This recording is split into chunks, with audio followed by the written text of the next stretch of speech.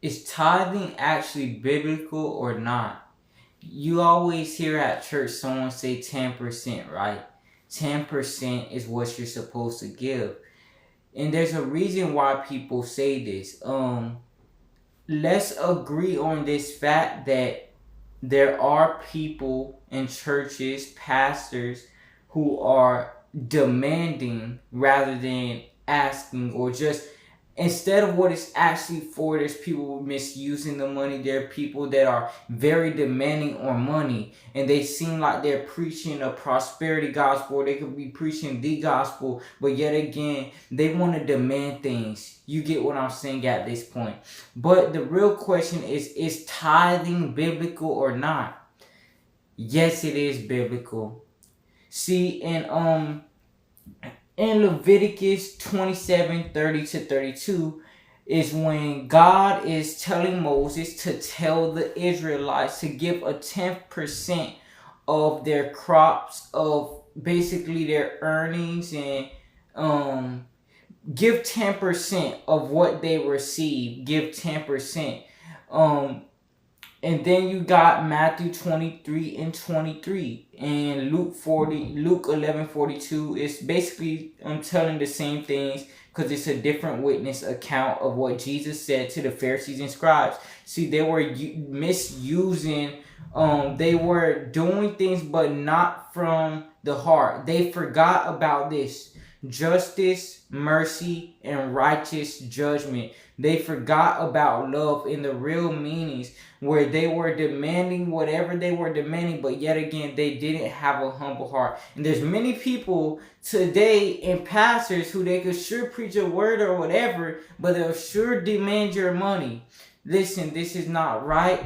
People shouldn't be demanding like that, but it is relevant. So you may be like, well, that was in the Old Testament, that was for Israel. Because in 1 Corinthians 16 and 2,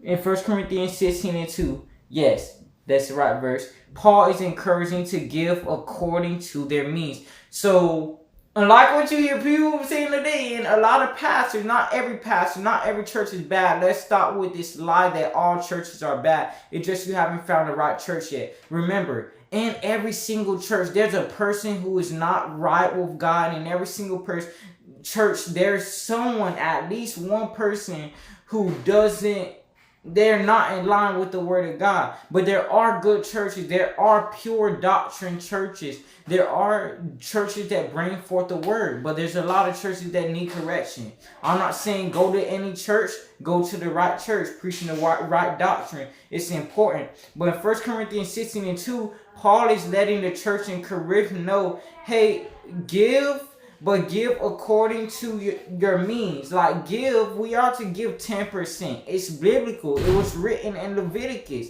But yet again, it's more of give, say if you have real less. Give what it means from the heart. There's a parable. I don't remember where in the Bible. I gotta look. There's a parable about a lady who gave just a penny. But the thing is, the difference from anyone else giving. This not saying, hey, just go up, give, and be like whatever. Here, there's a penny, and being careless, but rather that her giving that small amount of money out of what she had.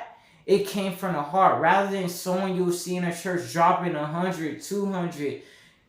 God is looking at the posture of your heart. God is not a God who just demand your money. God does not need your money. But listen, the gospel is to be spread to nations. But just like back then with the apostles and Paul being a missionary, don't you think he had to have money to literally go on ships? He had to have money to literally travel. He had to have money and funds to be able to do these things. There's a lot of people misusing, and it is wrong. I'm not talking about this. I'm talking about the fact that tithing is biblical, and it is something that is okay for today. It's necessary in order to move the gospel to the nations. Remember, we're living in an industrialized society. We're living in a world where everything is costing.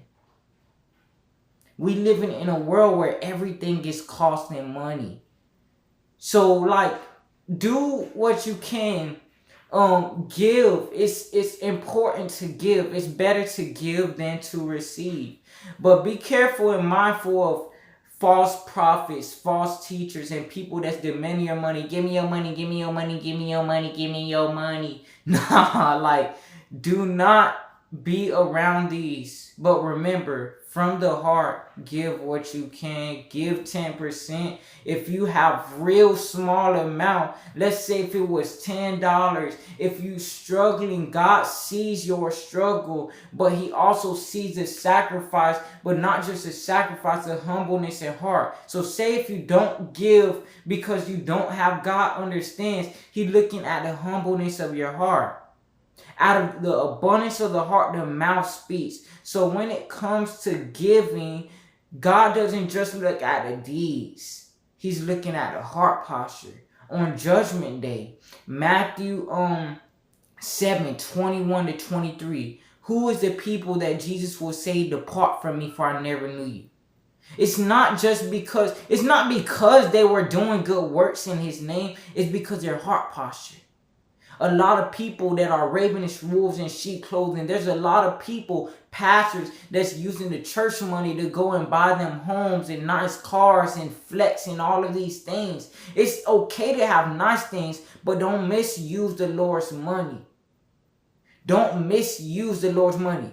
It's not that the Lord needs money. He is King of Kings, Lord of Lords. He doesn't need us. The great gospel is that Jesus came to save us. He died on the cross for us that we may be saved. So listen, it's not that God like soul in money. It's that people misrepresent it, but that doesn't change the fact that tithing is biblical. Now, God bless. Hear what I am saying, not what I'm not saying, because I corrected to make sure. In Jesus' mighty name, God bless.